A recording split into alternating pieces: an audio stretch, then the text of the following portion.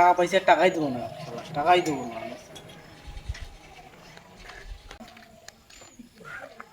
কি খবর ভাইয়া? কি তোমার কিছু হারাইছে?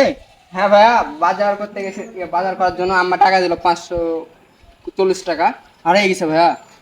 হারাইছে? হ্যাঁ। সবুজ, এখানে টাকা পাইছো? না না, আমি কোনো টাকা পাইনি। টাকা পাওনি? না। এখানে তো আমি আর তুমি ছাড়া কেউ নাই, অবশ্যই তো আমার দুজনের মধ্যে টাকা পাইছো। শোনো, টাকা একটা পাইনি। কথা বলি ভাইয়া, ইসলামের শরিয়াতে কারোর জিনিস যদি হারিয়ে যায়, ঠিক আছে, যদি পাও তাকে ফেরত দিতে হবে। এটা হচ্ছে ইসলামের শরিয়াত। তুমি আজকে 500-600 টাকা পাইছো, এই টাকাটা তুমি যদি নিয়ে নাও তাহলে দেখা যাবে তোমার ক্ষতি হবে, বেশি বেশি পরিমাণে টাকা ক্ষতি হয়ে যাবে। কিন্তু এই টাকাটা যদি পাও, যদি ওকে দেওয়া, তাহলে ওর কিন্তু উপকার হবে।